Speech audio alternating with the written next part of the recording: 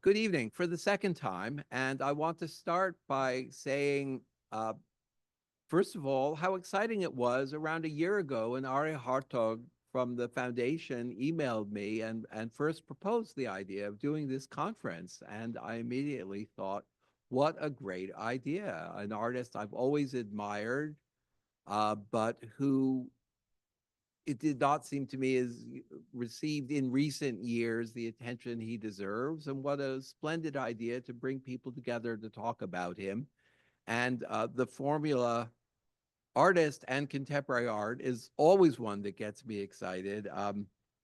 I indeed wrote art criticism after going to the Institute of Fine Arts for my PhD, but actually I started by being an art critic. And then after a few years of being an art critic, thought, well, I should really learn something about art if I'm going to do this.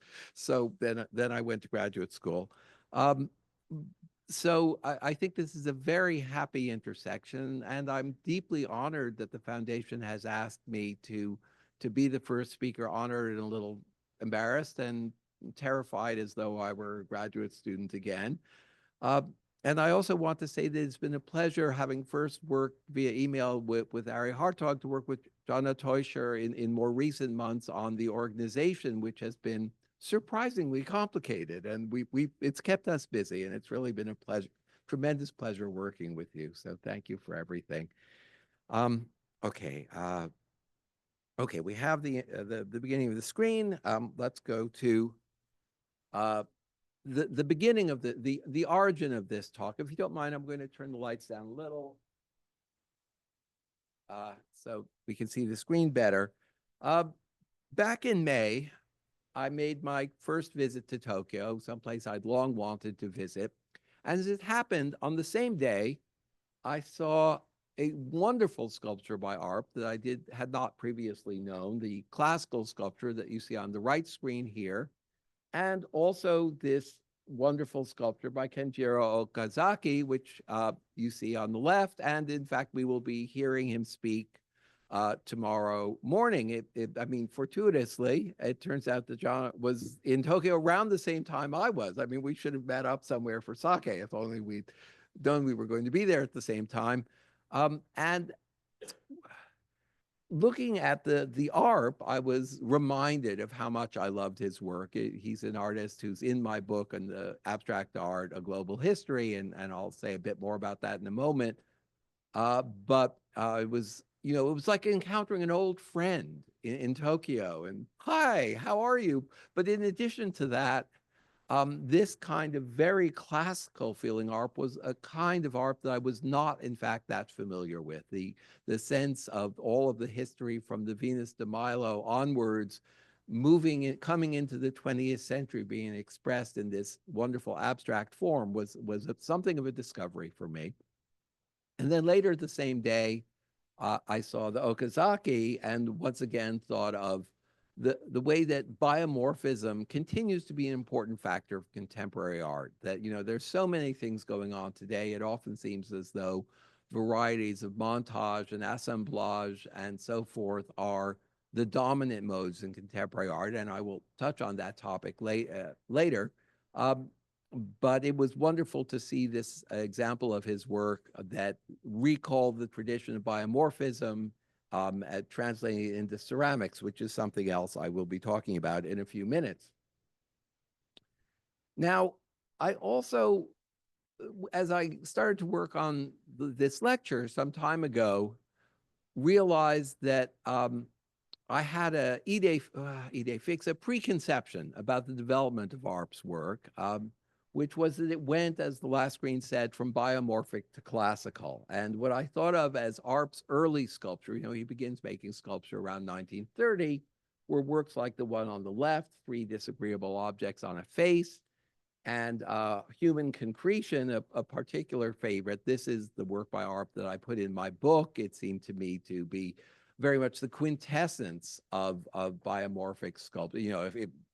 If I had to pick one sculpture to represent biomorphism, not only would it be this one, it is this one. And so I was struck by the difference between these works from 1930 and 35 and this classical sculpture from 1960. And I immediately thought, oh, well, so he evolved. He started out doing these things that are in the idiom of the 1930s and are obviously developments out of his reliefs, biomorphic reliefs of the 1920s. And there's a big chunk of this lecture that I worked out and then had to cut out in the hopes of getting out of here before midnight, where I discussed that evolution from the reliefs into these sculptures. But I imagine that most of you in this room are familiar with that evolutionary sequence of the 20s into the early 30s. So I thought, okay, so that was followed by these more abstract or not things that don't look like human figures, that don't look like classical sculptures. And then years later, he arrives at the image of a biomorphism influenced by classicism. But then, as I started to research this lecture, I made a discovery that was a surprise to me, even a bit of a shock. And I'm obviously paraphrasing Al Gore and his, An Inconvenient Truth movie, a movie about climate change, which has become an even more inconvenient truth in present circumstances. But that's another story. Which is that in fact the figurative uh, idiom was already there in art sculpture from the beginning. That sculptures like Three Disagreeable Objects on a Face were accompanied already in 1930, like the torso on the left, where you can recognize the division of the body working our way upwards from legs to buttocks to waist, then to a kind of elongated upper section, which seems to represent the tilt of the shoulders. And indeed, a year later in 1931, he executed the torso you see on the right, which is even closer to figuration, where we're clearly looking at a woman's back, her shoulders, her rear end again. And so that these two aspects, which I had thought of as something widely separated in time, turn out to be essentially simultaneous. And that was quite kind of a shock. And I wondered, well, how did these two things coexist? Well, that would be that would be a good lecture, but not the one for today. Um, so again, having cut out that lecture and chunks of other things, I'm going to fast forward to the post-war era. And it seems to me, and I have a sinking feeling that there are genuine ARP scholars in this room who will correct me in the Q&A, and please do. There will be a microphone and ample opportunity to say, no, that's completely wrong. It seems to me that when ARP was seen here in New York before and after the MoMA retrospective, which was 59, 58, thank you.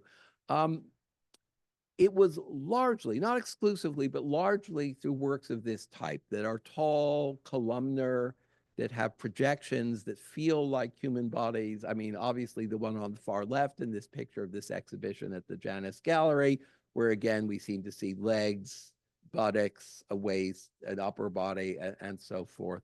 So that this, even if it's not the case that ARP had evolved towards this kind of classicizing figuration, that he'd always been doing it, this was the primary way that he was presented in the United States in the post-war era, which led to a reflection about the rise of minimalism, which I gather was the topic of an earlier conference in this series. And I thought back to another artist that I've been deeply involved with, Robert Morris, who has fascinated me ever since I was a graduate student. And in fact, one of the ways I got sort of dipped my toes in museum work was I organized an exhibition of his felt works at the Gray Gallery, which used to be downstairs back in 1989. But before those felt works, which indeed have a good deal to do with art, but don't fit into today's lecture. He did this famous, seminal piece that is really a touchstone of his career, Morris, this column of 1961, which seems in many ways like a polemical rejection of art. The beautiful curved forms in a roughly contemporary piece like the choreographed torso, and I'm hoping I've translated that correctly, since we have the official translator here. It's torse core, but again, Is that okay? Yes. Great. Thank you. The curves, the elegance, the sense of the human body abstracted, but with its elegance and its sensuality, all of that seems to be completely rejected by Morris, making this gray plywood box, which, if I remember correctly, is 2 feet wide, 2 feet deep, and 8 feet high. Yeah, which seems, it's harsh, it's geometric, it's absolutely symmetrical, it seems unhuman. Now, in fact, it was not unhuman. The column was created as a stage prop for a dance at the Judson Theater, the Judson Dance Group, performing a couple of blocks from here in the Judson Church on the south side of Washington Square. And the idea for the performance was that Morris would get inside the box so that it would become a kind of symbol of the human being, but abstracted. And he'd remain upright for 3 minutes, and then he would knock the box over and remain horizontal for 3 minutes. That did not work out so well at the rehearsal. When he knocked the box over, he smashed his face into the side and broke his nose. So that evening, after going to the hospital, he used a little string to pull the box over from off stage. But in any case, let's say then that it does represent an image of the human body reduced to this stark geometric form. It is nonetheless a rejection of everything classical, sensual, and elegant that we see in the ARP. It is, whether or not specifically intended as an anti-ARP work, it is in effect that. Well, so that leads me to the topic for this evening, which is anti-classical biomorphism in contemporary art. And here I'm not going to be I don't think there's an issue anymore about people rejecting ARP in the way that Morris was. ARP is not a figure who looms so large that artists have to liberate themselves from him. For better and for worse, he's become a great historical figure who could be adapted, adopted, and recycled without fear of being overwhelmed by him. Maybe people should feel overwhelmed by him, but I don't think it's perceived as a danger by contemporary artists. However, I do think the kind of classical elegance we find in his work is something that is generally rejected. And as one example, I will come back to this artist later, Rachel Harrison. Here is Harrison's Scepter, a very recent sculpture from this year, 2025, which is large, lumpy, at a scale, I think, comparable to that of the classical sculpture. I'm not exactly sure about the height, but wildly different in character, and in some ways similar. It's got the indentations, it moves in and out, it has a sense of human movement. It feels potentially human, even though abstract, and yet in its lumpiness, in its cragginess, in its absurd, deliberately aggressive color, and the fact that it has, some kind of pipe dangling over, attached to the top with a pair of sneakers dangling off it, and it's on a sculpture base, a dolly that's tilted over, so it seems very precarious.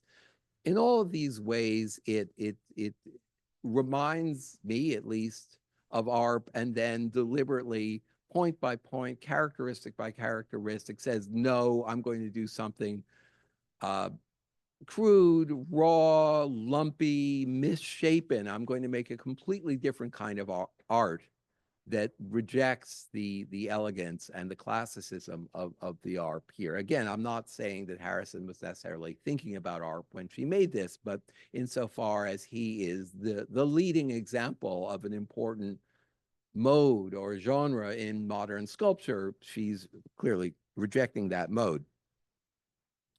So I want to break out this survey. I mean, this is more of a survey than an in-depth discussion, but I want to break it out into a number of categories to see what is the relationship between certain kinds of sculpture today and ARP. And I thought I'd start with sculptures that, like the classical ARPs that we've just been looking at, clearly are intended to evoke the human body. So I thought I'd start with a German sculptor, Thomas Schutte, who, of course, is tremendously successful, a major figure.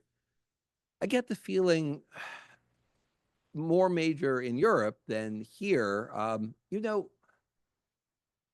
People talk about the global art world, and I think there's a kind of presumption that, yes, here we are in New York, and of course, everything comes to us. We see everything. We can really understand the world while never leaving Manhattan Island.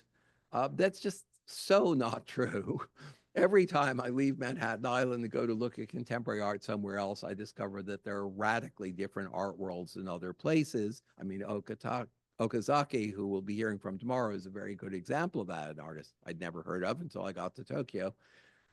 Schutte, of course, is known here. He's been shown at the Museum of Modern Art, but that doesn't, I think, convey what a major figure he is in Europe. There was a moment, oh my goodness, almost 20 years ago when I was curating a show for a Spanish foundation, so in Spain, and everyone was buzzing about, well, which Schutte will we buy? This other foundation, their competitors across the street had a Schutte, so it's like, well, we have to have one too. I mean, there was the sense that this is a central figure in contemporary art.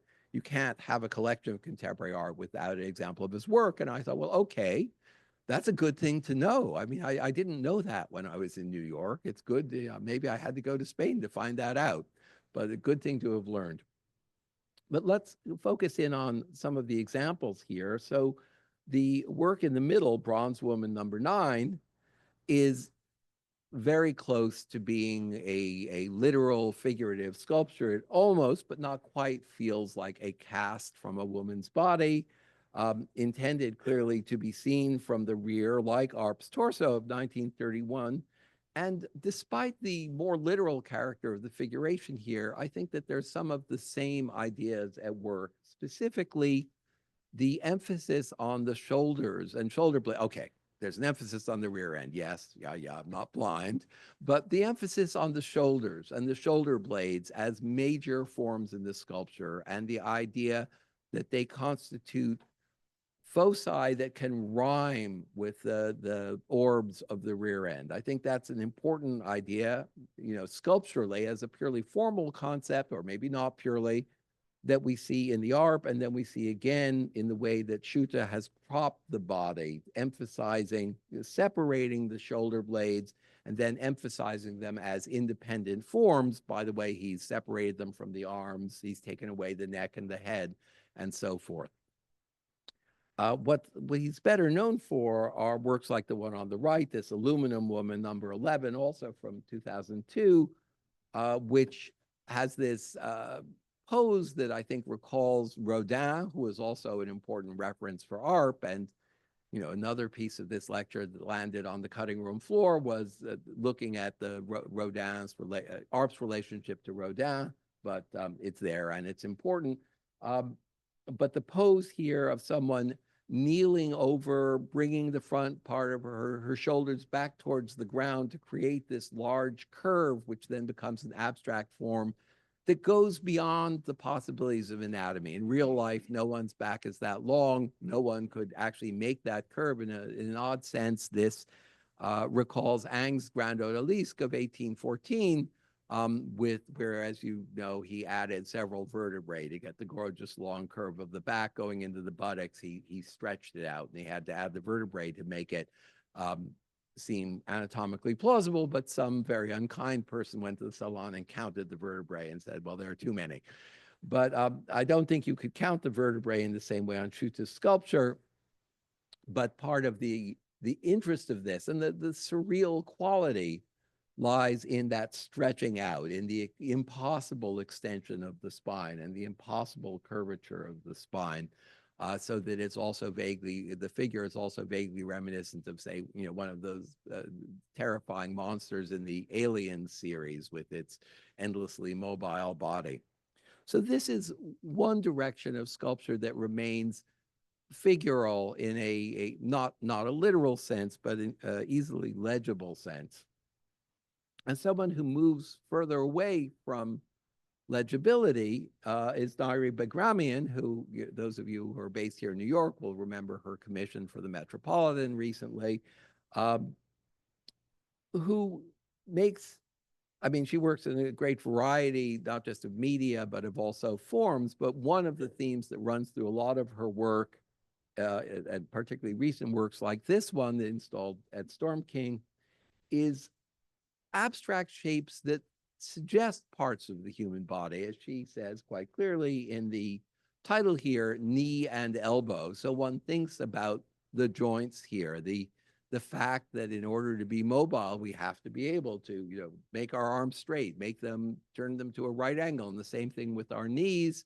That this is a central fact of experience of what it means to be a human being in a human body, not just a disembodied intelligence, but one that we don't think about a lot of the time, unless you bung up your knee playing basketball or uh, running too hard or you twist your elbow or something. We just take it for granted that this is the way our bodies behave. And Begramian reminds us that this is, in fact, the central part of the experience of what it means to be a human being inhabiting a body. She also uh, pro- uh, subverts or surprises, what's the word I want? Does something strange to the idea of a joint, like an elbow or a knee, because the joints here are those stainless steel pieces that protrude, which after all are not the joints. I mean, ironically, the parts of the knee or the elbow or the leg and the arm that are actually mobile in our experience are absolutely fixed here. They are not mobile. Whereas what seems potentially mobile, the place where those steel rods and things emerging from the side are placed, which make it feel as though, well, if you walked up to this sculpture, you could grab one of those protruding pieces and twist it around. Well, you couldn't, but it feels as if you might. Those are in parts of the body, the equivalent of the forearm or the upper arm or the thigh bone or the bones of the shin, which are not in fact mobile, which are not in fact jointed. So the question, the phenomenological question of what does it mean to have a body? What does it mean to have joints? How do we inhabit these things that we take for granted? Uh, is gets all the more, the longer you look at Begramian sculpture, the more complicated it gets, and I think that's a major achievement in this work, and also of course the surface of the sculpture with its many small indentations, oddly like the peach texture on a well-finished plaster wall, is very strange and both skin-like and not skin-like. So on one hand, we are still very much in the world of art. We are in the world of sculpture that evokes the human body, but in a very different way, raising questions about the body, addressing aspects of bodily experience that are not expressed in the biomorphic forms, which, and I meant to say this earlier, I don't want to click all the way back to that sculpture of 1935, that curled over form, which strongly suggests an embryo or a fetus. And that is a common feature of early biomorphism, is that it evokes um, first the development from zygote to fetus to baby, but secondly, in doing so, evokes evolution. Sorry, this is another part of the lecture that got cut. That whole sense of human development, which is latent in Arp's concept of concretion, which I will return to at the very end, a sense of human development as the individual human, and then human development in terms of the evolution from some earlier form of living being to human beings, that seems to be completely absent from Begramian's work. She is very much talking about the experience of the body in the here and now in a way that feels very contemporary and not related to art. I mean, something else, I mean, going back to what I was saying about Shuta and our relative ignorance here in New York, is although Iranian in her origin as an artist, she now, for some time now, has lived and worked in Germany. And again, in preparing this lecture and looking again at Shuta and looking more deeply at Begramian, who I really only got to know, whose work I only got to know recently, and also put in, there's a new edition of my abstract art book coming out this fall, next month, in a few days, expanded with 16 contemporary artists who weren't in the first edition, and she's one of the 16. So I've been thinking about her for the last year or so, but it was great to go back and think yet more about her in preparation for this lecture. So one of the things I'm realizing is seriously wrong with my education. I do not blame this on the Institute of Fine Arts. It's just my bad. Is I don't know enough about abstraction in Germany. There's clearly a tremendous amount of important abstract art being made in Germany today that is not does not register sufficiently well on the American critical scene, at least as far as I'm aware. But that takes us too far away from art. Here's another artist, UG, that again I put into the new edition of my abstract art book. In fact, on the page facing Bagramian, I did there's a reproduction of the work you see on the left, Flesh and Stone #6. And this is, in fact, to me, an interesting demonstration of the problematic quality of the idea of abstract. This is a work that I saw firsthand in Shanghai 2 years ago and was really knocked out by. It was in a show of a Chinese collector, David Lau, I think, and which had a wonderful title, Crossing the River by Feeling the Collectors, which is a paraphrase of something Deng Xiaoping said about crossing the river by feeling the stone, feeling your way forward into a new society, a new economy. But this piece really knocked me out, and it stuck in my mind. I mean, I took a photo of it with my phone, you know, like many of you. I suspect many of you do the same thing everywhere I go. I take dozens or hundreds of photographs of works of art that I see as I'm traveling, like the ARP and the Okazaki that I began with. And I, kept thinking about it, and then I put it in the book, and we asked for, obviously I couldn't use my cell phone photograph in the book, and they came back with a photo that was practically identical to the cell phone photo, which was very gratifying. But here's the thing. When I looked at the work in person, and when I looked at it in my photograph, and when I looked at it in the gallery's photograph, it always looked like a kind of abstract work, roughly a square with rounded sides and rounded corners that suggested the human body, but wasn't really figural. And then as I learned more about UG's work, I realized that all of her work is figural. That doesn't mean it's not abstract, but it is all figural. She has a complex working process where she has models, male models, who pose for her. And she then makes highly detailed sculptures that resemble them. They look often as though they are cast from the models, like as you recall, Rodin got in trouble because his early walking man, no, John the Baptist, was so amazingly lifelike that he was accused of just having cast it from a living model rather than sculpting it.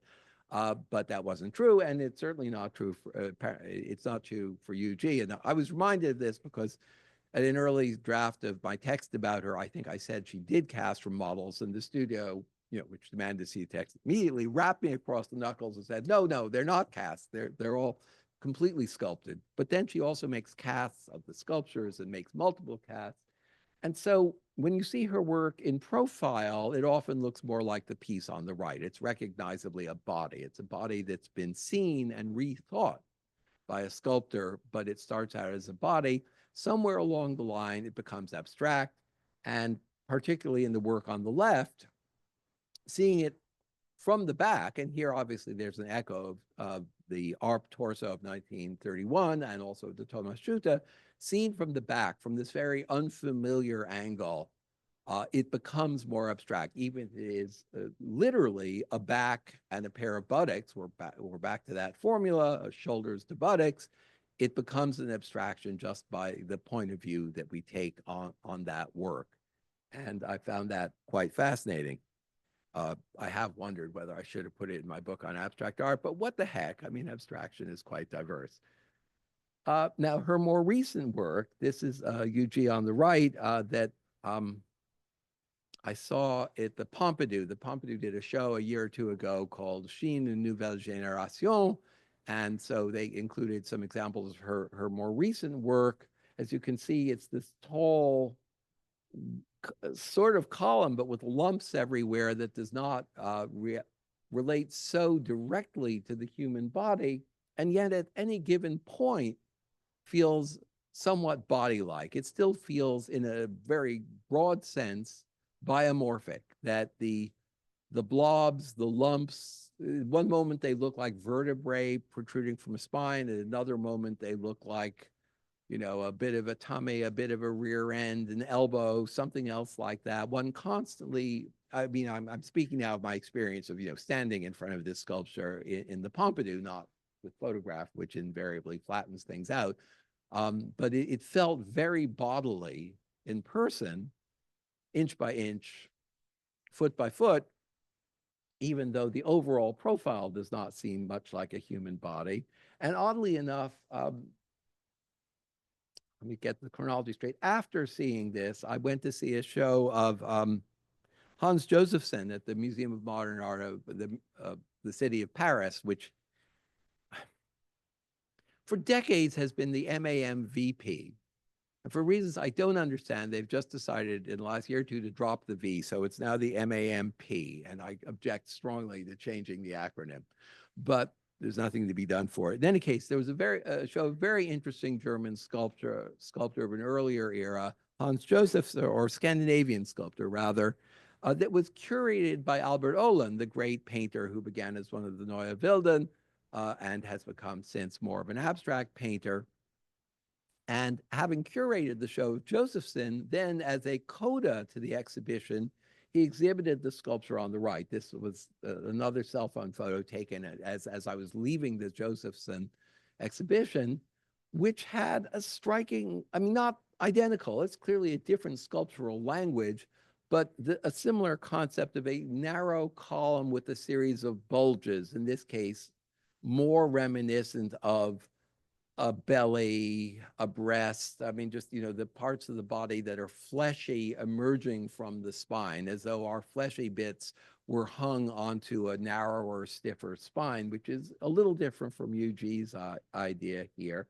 And it was very interesting to learn when I looked at the wall label that this was from Oehlen, the collection of Oehlen and his wife, that this is a touchstone in their own lives, which they felt spoke in some way to Josephson's work. But I think it provides another variant on the idea of anti-classical biomorphism, that it's certainly biomorphic, and indeed Warren's more recent sculptures. This is from 2014. There was a show of her recent work at Matthew Marks a few months ago, and it was, it was clearly figurative. I mean, they were clearly bodies, although somewhat abstracted, as opposed to this early work. There's a similar piece in the collection of the Royal Academy that I saw in London in the last couple of years that is an abstraction with strongly human characteristics, as opposed to the recent work, which are bodies that are heading towards abstraction.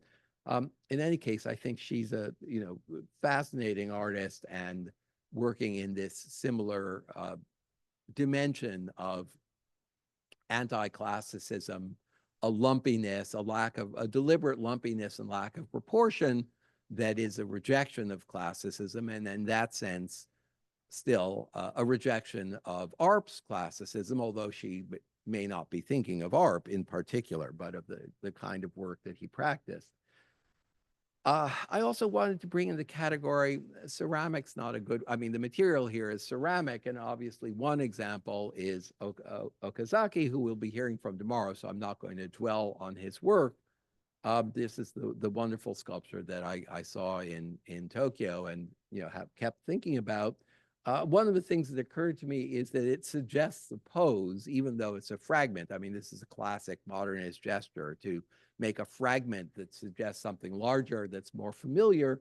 In this case, I think the image of a reclining female figure with one leg running firmly along a plinth and then another leg raised while the torso torques. I don't know if this is what Okazaki had in mind, but certainly reminded me of the famous image of the sleeping Ariadne, which not only is one of the highlights of the Vatican collection, but of course has been reiterated often in the paintings of Giorgio de Chirico, so has entered into the modern idiom thanks to de Chirico's citations of it. But that's just to sort of make a note about Okazaki. The artist I wanted to get to is Yi Suk Young, who I first encountered at the Venice Biennale in 2017, and this particular work was on view there. And I remember being absolutely blown away by how great it was. And then I didn't see it or didn't see her work again for a while. She was in the show of contemporary Korean art at the Philadelphia Museum of Art last year, not this piece, but other pieces by her. And then I heard a rumor from a art book editor that actually she had decided that she didn't like this piece, that it could be improved, and she'd broken it apart and put it back together in a different way. And I was just heartbroken because I thought it was perfect as it was. And then I went to see that Monstrous Beauty show at the Metropolitan a few months ago and discovered that here it was intact, that she had taken some other monumental sculpture and broken it apart and put it back together. But this one remained. This is exactly as it was in Venice in 2017. I've been comparing the photographs from 2017 with these photographs from this year. And as you can see, she works with ceramics, traditional Korean ceramics. As you know, that's one of the great art forms of Korea. And, Korea is, one of the great centers of ceramics historically. Um, she takes these beautiful vases and deliberately smashes them and then glues them back together in new configurations with multiple vases incorporated in the same sculpture. And along the joints, places gold to show where the seams are. Um, this, is this is a Japanese technique known as kintsugi, used in Japan to repair accidental damage. If you have a teapot that for the tea ceremony that you actually accidentally dropped and you put it back together, you put gold along the seams. But in this case, the damage is much more radical. But it's not just, I mean, I don't want to overemphasize the role of damage because I don't think that's what one predominantly feels in looking at this work. The overall configuration with a large bulbous agglomeration of vases at the top and then a narrower kind of waist in the middle, and then a lower part that bulges out again that is like hips and, the lower part of the body, or from, say, hips to knees. I think there is something that suggests the human figure in this, which is not true of all of Yi Suk Young's work, but is true here. But it suggests a figure that is um, boiling over with new forms, that is growing in unpredictable directions, also assuming different colors as it grows, acquiring new forms of ornament. Um, I mean, I hesitate to use this metaphor. Susan Sontag reminded us many years ago of that illness. It's a bad idea to use illness as a metaphor for anything, but it's hard not to think of this in a sense as metastasizing, that it's growing in unforeseeable ways, that it's sort of out of control. Um, but in this case, it's a benign growth. It's a benign growth that just makes it more beautiful, more complex. And here, then, we are not looking at the rejection of beauty, as in the work I was showing you previously. This is not anti-classical in the sense of being anti-beauty, but certainly in its sense of being composed of many pieces, of not having a smooth surface, of not feeling like a single integral form. It's anti-classical. It is on one hand in the tradition of construction that runs from Picasso to David Smith and into the 50s, but on the other hand, has a kind of coherence that is created by her process of reworking that is quite different from the open spaces and of traditional constructive or constructivist sculpture, and also just takes a visible pleasure in beauty and ornament without, not in a pop art sort of way of, oh, well, we're going to put ornament in quotations. It's a little crass, but, it's cool because it's, part of this ironic montage. This is just openly beautiful. And I think that is extremely courageous and extremely effective in Yi Suk Young's work. Uh, okay, now we get to another semi, or the unpleasant, well, Okay, let's not prejudice the case. The visceral part, the part that has to do with our innards, with the biomorphism that addresses the digestive system, excretion, and so forth. Now, when this topic comes up in contemporary art ever since the 1980s, it's been obligatory. I think there's a rule book somewhere of contemporary art criticism that says you have to talk about Georges Bataille. You have to talk about the objection and Georges Bataille and a bit of Julia Kristeva in there too. I'm not going to do that. Just let's pretend I already quoted all those things. Um, but I instead want to quote something that Arp himself said, writing with L. Lissitzky back in 1925. And sorry, I have to turn sideways to look at this. Dadaism has launched an attack on the fine arts. It has declared art to be a magic opening of the bowels, administered an enema to the Venus de Milo, and finally enabled Lacan and Sons to ease themselves after 1,000-year struggle with the rattlesnake. Dadaism has reduced positive and negative to utter nonsense. It has been destructive in order to achieve indifference. So the idea of appealing to bowels, bowel movements, all of those things that we normally try not to talk about or think about, well, let's just go with talk about, because I think if you actually ask people in private life, having a satisfying bowel movement is of great importance to most people, but it's not something we talk about in polite company. I'm reminded here of Louis Buñuel's wonderful late film about the discreet charm of the bourgeoisie, where there's the unforgettable image of a group of very well-dressed bourgeois people sitting around a table, each seated on a toilet, having a lively conversation while they move their bowels. And once in a while, one of them gets hungry and excuses him or herself and rushes off to a small room where they can, in private, eat, because eating is disgusting. And you wouldn't want to let anyone see you eating. So he turns our normal evaluations upside down. And it seems to me not only do Arp and Lissitzky here anticipate Bataille by a good 10 years, 8 or 10 years, but that they place themselves in the tradition, let's say, of Rabelais. When people use the adjective Rabelaisian, it's often interpreted to be a reference to, sex, orgies, and whatnot, but it isn't. There's almost no sex. Indeed, I can't remember any sex in Gargantua and Pantagruel. There's a great deal of pooping and pissing. I mean, those are activities of great concern to Rabelais, and people's adventures in doing that, their inability, just as Arp and Lissitzky mentioned here, the inability to do that is a major theme, and then the pleasure of finally finding release is a great theme. So this is something that is really deeply rooted in Western culture and literature, and it's not just exclusive to a bunch of surrealists who didn't get on well with André Breton.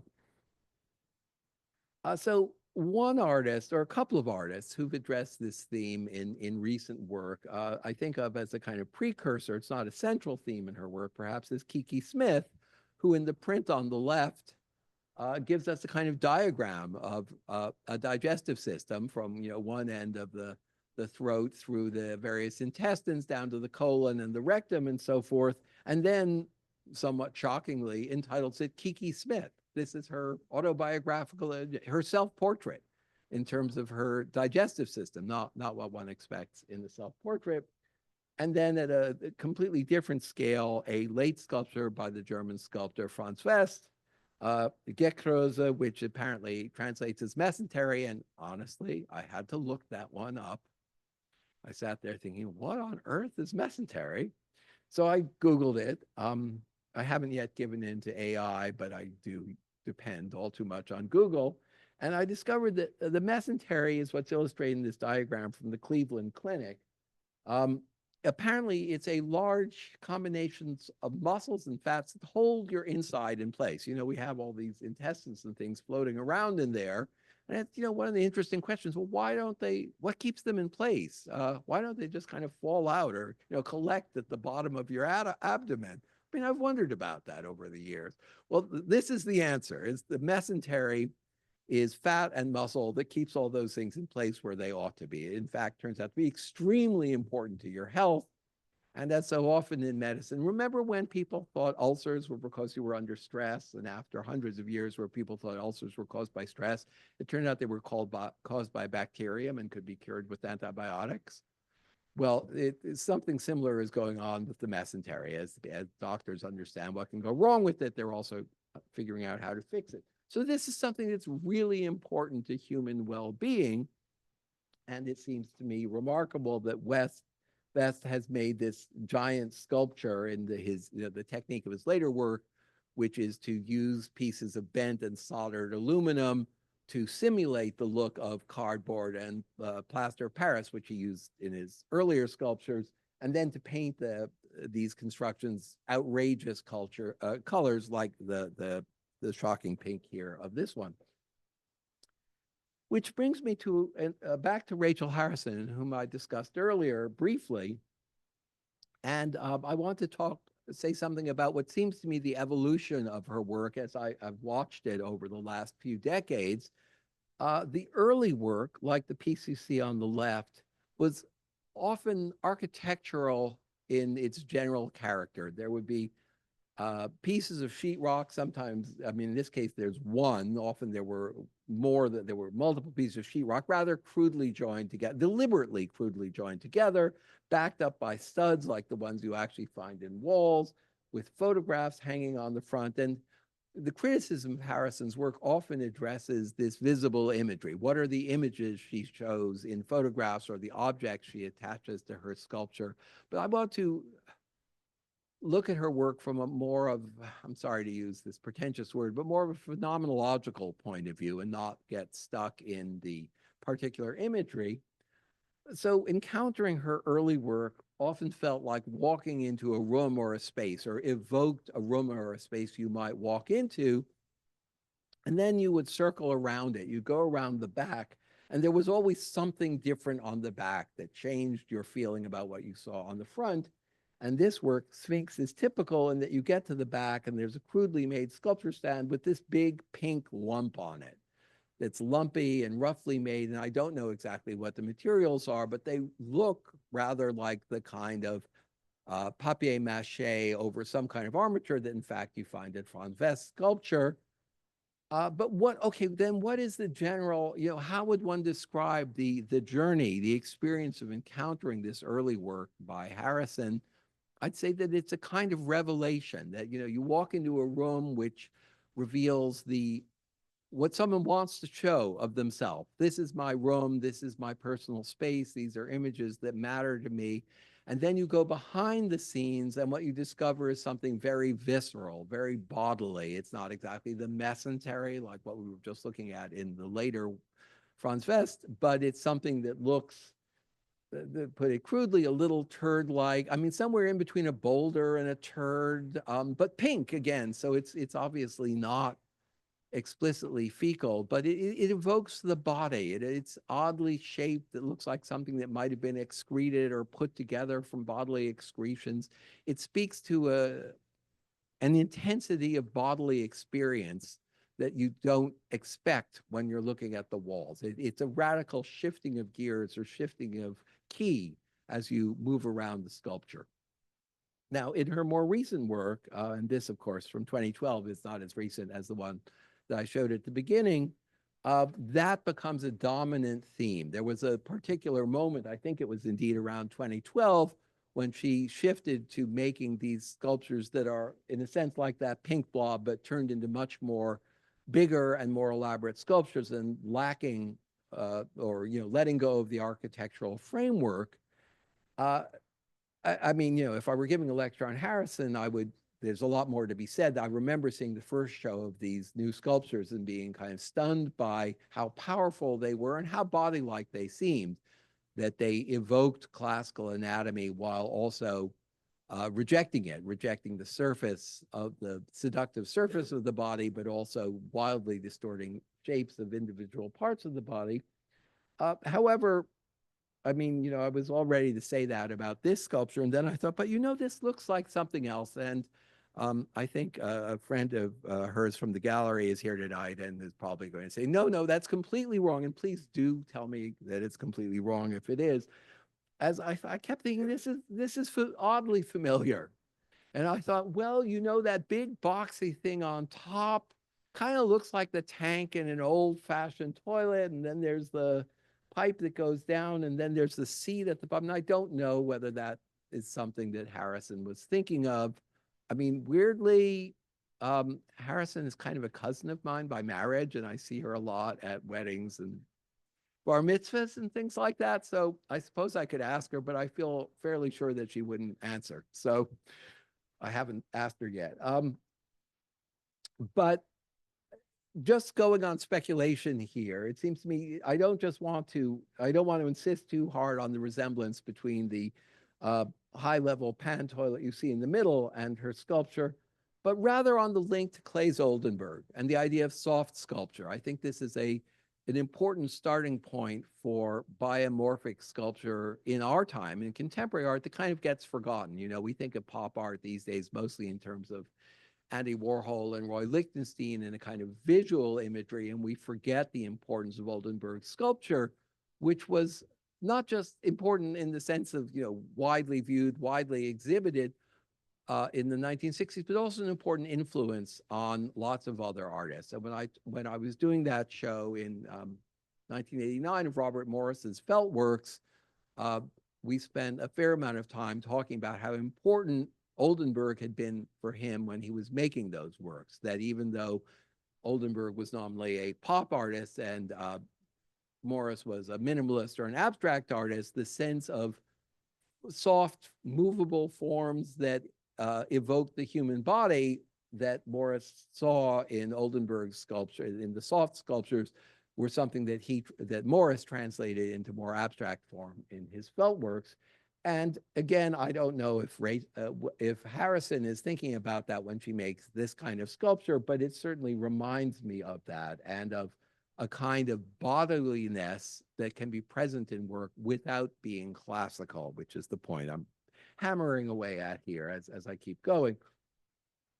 I also was very struck, this is kind of an extra uh, coda for the discussion of Harrison, by this, again, a very recent work, The Excavator, with with its series of square or rectangular panels mounted on a post, seems incredibly reminiscent of David Smith's classic cubies, which are, you know, a culmination of a evolution in high modernist sculpture.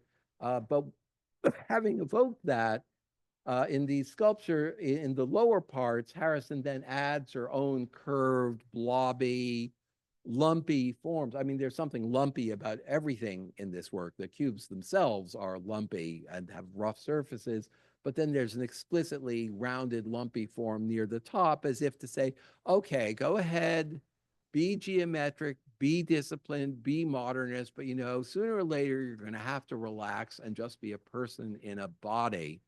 And that's what happens to this sculpture when it gets up to the top in a way that I think is really thrilling and delightful. And then the last theme I wanted to explore um, is what I'm calling lithic biomorphism, which is to say things that have to do with stones. And I'm thinking specifically of the Chinese tradition of scholars' rocks, which, as you know, are a kind of ornament or a kind of art that people, scholars, literati, typically kept in their studies, or if they had very large ones, placed in the gardens of their houses. These have been, you know, long been seen as treasures of Chinese art. There are a number of them, you know, outside the Museum of Fine Arts in Boston as part of its extraordinary collection of Asian art. And there's, you know, some ambiguity about how these come to be. I think the myth is that these are simply wildly shaped rocks that occur in nature and they actually have that form, and then someone, rather like Marcel Duchamp, simply selects them and says, oh, that's a stunningly beautiful rock. I'm going to take it home and put it on a base and put it on my desk.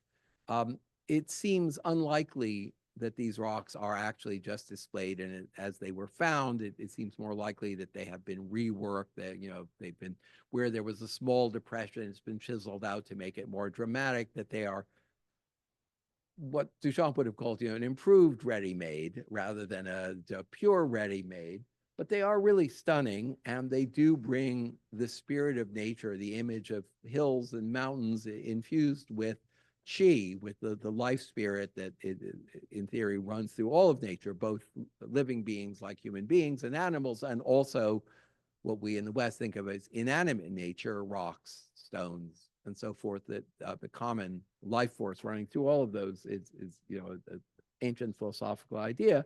So you bring those inside. So starting around 2000 or a little later, the contemporary Sean Wong famously began making this series of artificial rocks where he recreated the shapes of scholars' rocks. These are not cast from specific rocks, as far as I know, but a bit like Yuji's bodies that are not literally cast but are inspired by human bodies. Uh, Jean Wong would take the image of a rock and then remake it and cast it in stainless steel.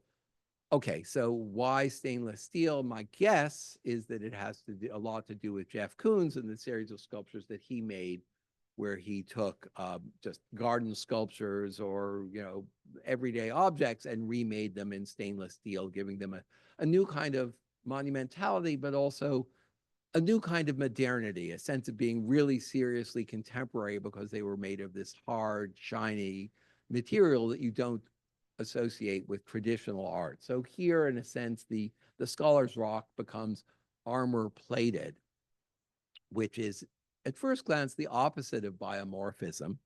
But let's bracket that thought. Is it indeed the opposite of biomorphism? Or, might you interpret this as something we wish for? I'm thinking of Hal Foster's famous article on Armor Fu and the psychological urge. Foster uh, argues to for men at least to make themselves armored, to have a kind of rigid exterior that protects you from shock, whether physical or emotional. But let's just put that on hold for a moment and look at other artists who are working with the idea of a rock transformed into a work of art. So on the right here, another Chinese art, Zhang Jianjian, again, a scholar rock as a model. This one closer, in fact, to a typical scholar rock, like the one in the last slide, but here made of silicon, colored silicon, or a kind of rubber with silicon in it, so that it has it. I mean, I never touched it. Don't expect ever to actually do so, but it looks like it has a soft, sticky surface. There's something, organic and slightly repulsive about the material. Intentionally repulsive. So it takes the purity and the hardness of stone. I mean, this is going in the opposite direction from John Wong's work.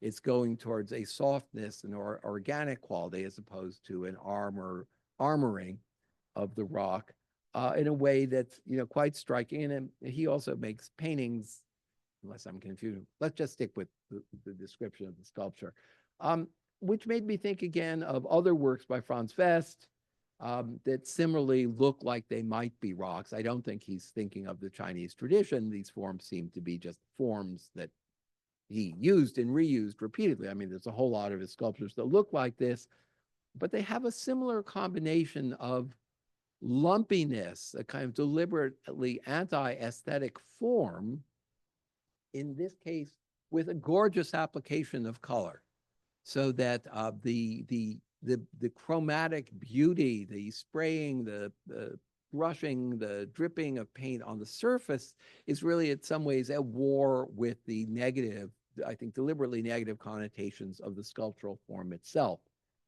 But there's yet another aspect that one can find in these works that is something that I discovered on another recent trip to China, where I happened to see a group show with more recent work by Zhang Wong, with a number of works like the sculpture you see on the right. This is another cell phone photo, accompanied by a video showing how they were made. And let me see if I can get that to play. Oh, hang on. This has a soundtrack, which we are not hearing.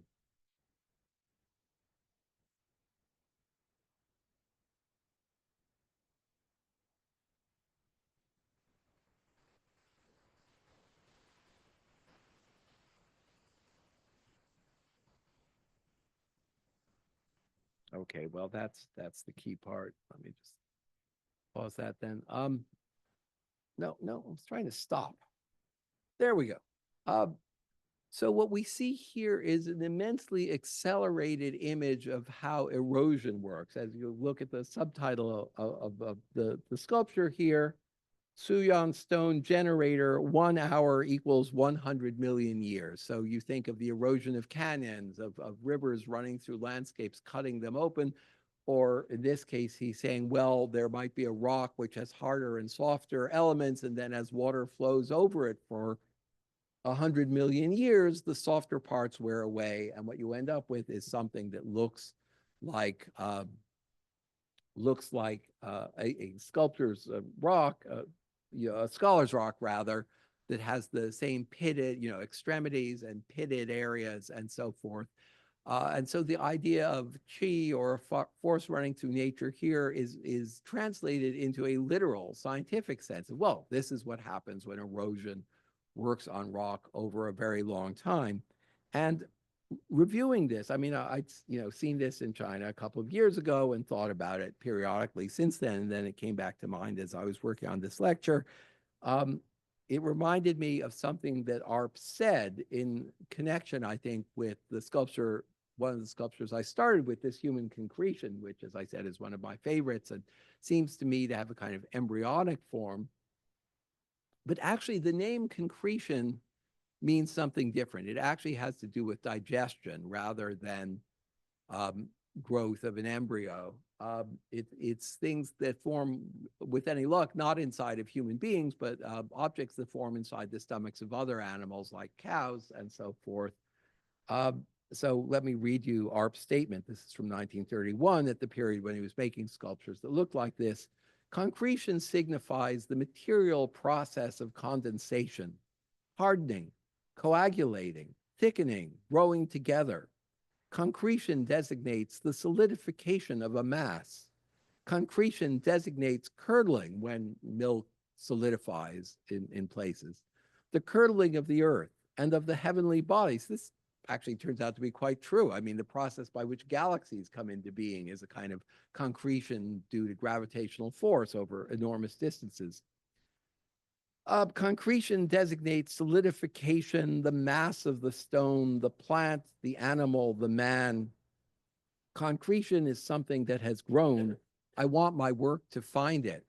So at the end of the day, and in this case, the end of the lecture, I think that the idea of a natural force at work, which leads to an anti-classical result, to shapes that are not indebted to Greek sculpture, but are independent of it, that are a seriously modern and contemporary form of beauty, that this respect and engagement with natural processes is something we find both in art in the 1930s and in a contemporary artist like Jean Wang today in the 2020s.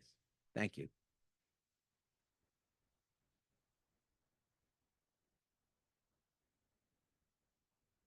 So I believe we have a microphone. Is there somebody? Yes. Oh, thank you. So questions, comments? I think we just need to turn that one on. That looks good.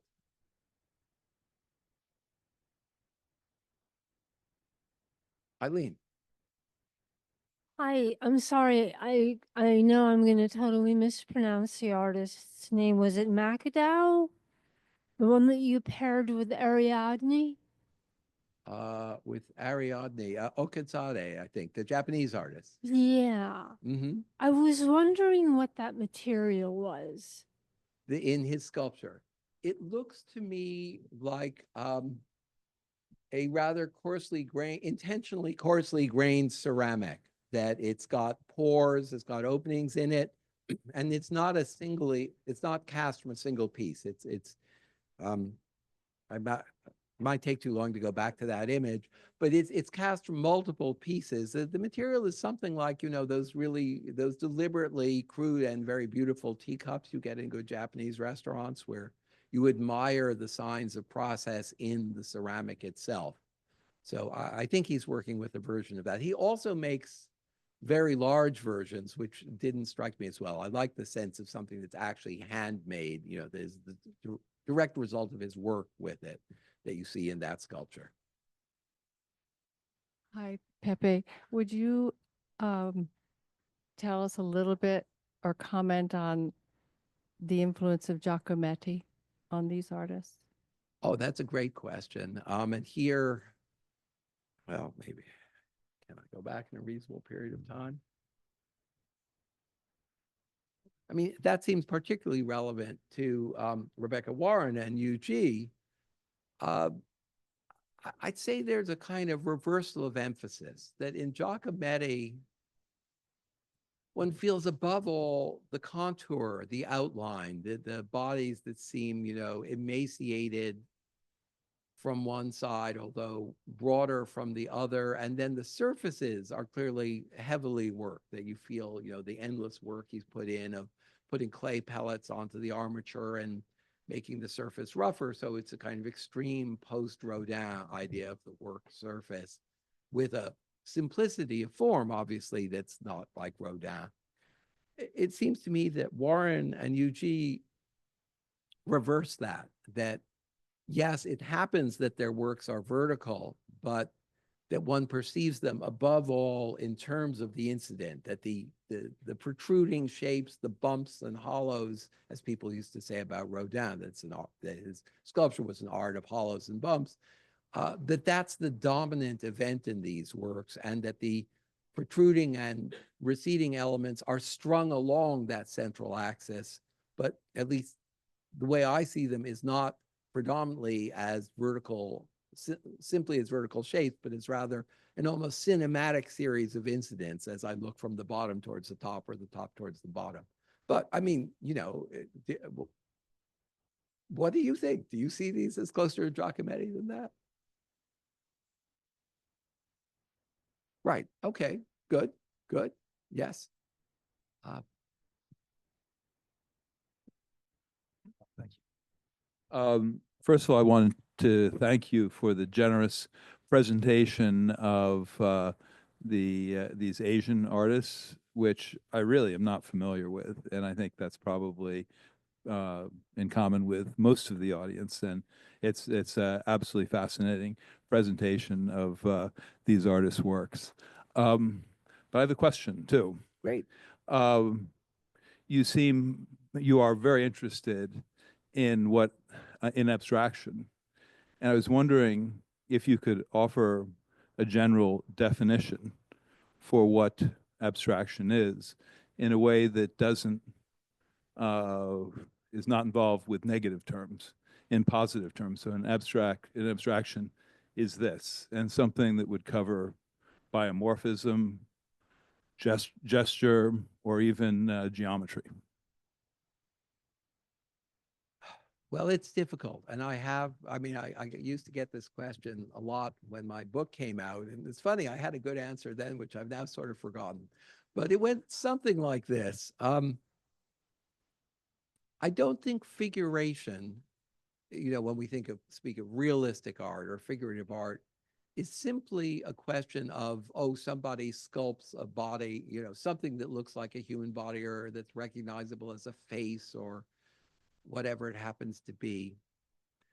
I think it's more a question of forms arranged in a recognizable space, like actors on a stage, that it's the setting which makes us read things in a figurative way. And I would say that almost anything can be abstract if we really look at it in isolation, in itself, for itself. I mean, as with UG's sculptures, that they turn out to be figurative, and yet my experience of them is that they're highly abstract, that they call to be read as curves, bulges, depressions. There's also, I didn't talk about the psychological valence of these metal steel strips that she uses to hold some of them in place. I mean, at a practical level, that's just a bracket holding it to a wall, but there are many ways of holding something to a wall. This also looks like a confinement device, something that is forcing this body to bend over, to huddle in a very uncomfortable position. And I mean, this comes back to my sense of, well, maybe this shouldn't have been in my abstraction book, but it is now. Because that element of feeling the bodily character of this square, rounded ovoid, the sense of a physical thing with an organic quality, but without it being part of a classical Greek sculpture, or even recognizably a torso from a classical sculpture. The sense of confinement without a narrative attached. To me, that's what abstraction is. I mean, one thing to remember is that if you look at the use of the word abstraction in the early 20th century, it doesn't mean without reference to the real world. I mean, that idea of abstraction divorced in all ways from reality emerges not until 1926, 27, when Malevich goes to Berlin and publishes a book on the non-figurative world, the Gegenstandlose Welt. And Mondrian insists that his work has nothing to do with reality, that concrete artists and so forth. I think the dominant idea of abstraction before that was to see abstraction as finding the essence in something that does exist, whether it's a body or a plant or an object, and abstracting, like extracting. I mean, the words are almost the same. You know, they come from the Latin idea of pulling something out. So extracting the essence of that thing so that you feel the essence rather than concentrating on the act of recognition. Okay, so maybe that's too negative because it's saying not concentrating on recognition, but it's best I got tonight.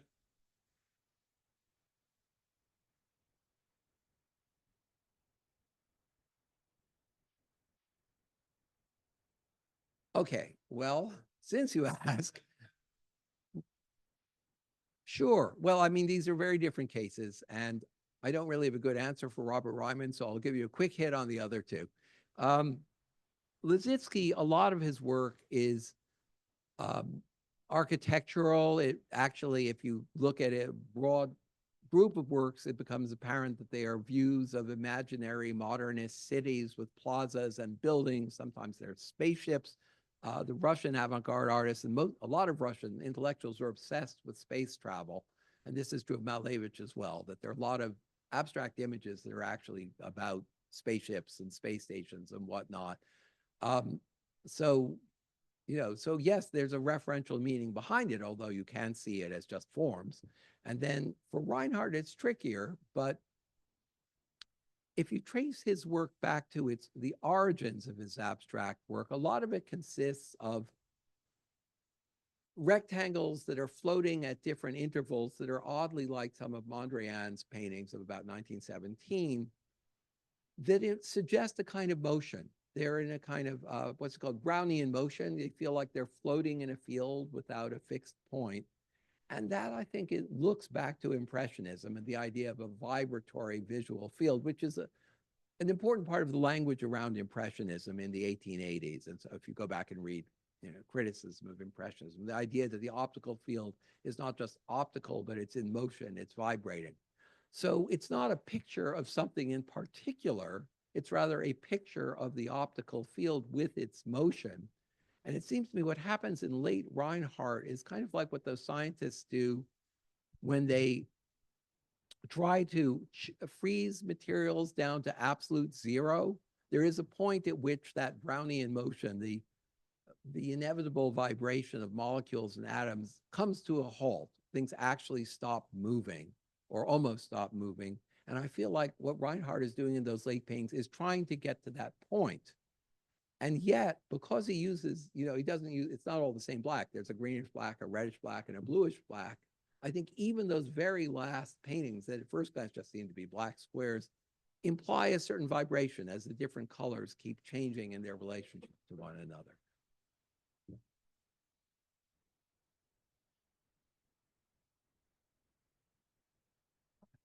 Yes. Sorry, let's get the microphone. We'll record this for posterity. Thank you. Well, I loved how you brought together ARP's idea of concretion with the final artist that you showed, and you reminded us that an artist like art and some of these contemporary artists, they want to create like nature, but they don't want to copy it. And I was also fascinated by the broad overview of artists who you've shown us from the past 25 years. And we can see them all taking aspects of ARP's biomorphism, maybe the bubbling figures, the rounded forms, for example, but not the elegance, as you pointed out so well. But what is it about this language that makes it relevant to artists working across so many different cultural and historical contexts? What does it offer them conceptually? Well, that's a really good question. And I mean, leads off into sort of generalizations about contemporary life, contemporary culture that are hazardous. But since you asked, I'll try. I think there's a deep suspicion of beauty and elegance because they seem linked to the structures of power. And that, you know, advertising, movie stars, just there's the whole, you know, there's this huge apparatus, well, visual culture that bombards us with images of one kind of beauty and or sexiness and another, so much so that it seems untrustworthy, or it seems like we've been overly seduced by it. We need to resist that seduction. The other thing I would add to that, and maybe this is more substantive, it also not an original idea. That wasn't an original idea. This isn't going to be original either.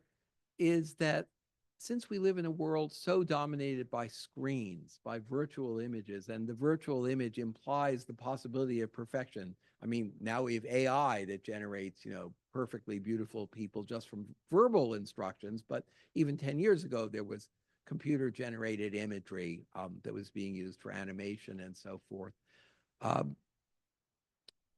I think that a lot of people in the art world feel like that world of image reality is deeply untrustworthy and unsatisfying. I mean, ironically, since, you know, as artists, people in the business of making images, but nonetheless, and that something that makes you, that is grounded in the body is very important to bring things back to lived experience. Obviously, there's other kind of late conceptual art that, you know, just gives up on that, says, okay, it's all imagery, it's all sign systems, there's no reality here, stop feeling nostalgic for something that never existed. But the counter argument is, well, there is something that really exists, and that's our body.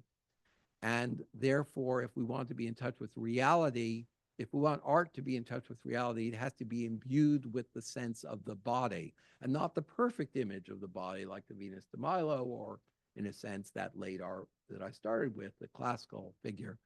But a sense of the body is something imperfect that gets hot and sweaty, that has to go to the bathroom and all those things. And that's how we know it's really the body.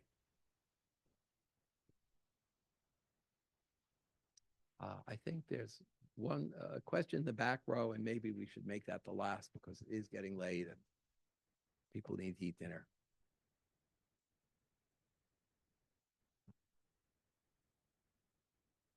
Hello. Yeah, I will be quick. So I like looking at your slide.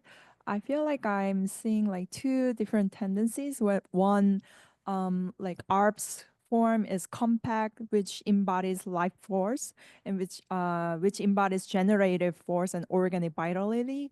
But on the other hand, when you show like Yuji's work and like Soo-Kyung Lee's work, for example, like when it gets multiplied and like excessively, that kind of turn it into something like pathological forms. Like it just reminds me like cancer cells, something like that. So I just wanted to share. I see this two kind of tendencies that I found from this like slide, but I was just wondering what you think about this.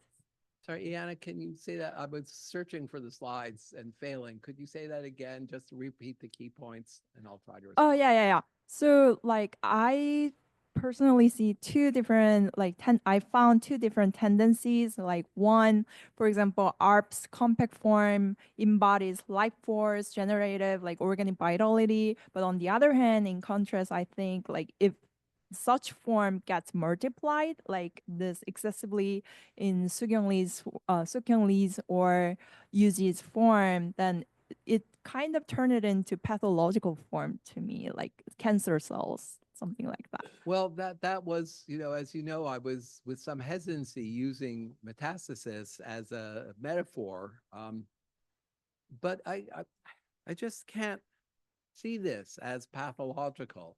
I mean, I think if it's, there, I've gotten to the age where when I go to my dermatologist every other time, she says, "Oh, well, you have I forget the word she uses, but it means growth." And I keep thinking, "Oh my God, no, it's something terrible." And she says, "No, it's just a benign growth." And I feel like, okay, there are benign growths. There are, yes, the life force of the body wants to multiply. And sometimes things start growing out of us that we didn't intend to be there, that didn't used to be there when we were young and perfect. But they're naturally part of us and they're not bad.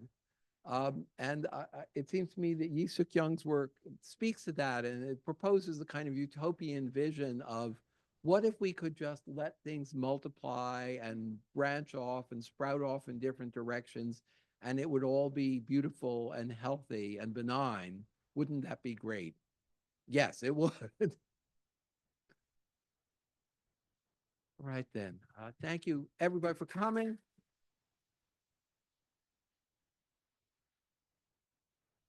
And let me add, in my other capacity as co-organizer, that there's a fantastic lineup of speakers tomorrow. It's too late for me to read you all their names, but it's going to be great. There are a couple of great artists, Okazaki in the morning, Arturo Herrera in the afternoon, and some others I'm not seeing and quickly looking at this, and a lot of great critics and speakers. So please come back. It's going to be a great day.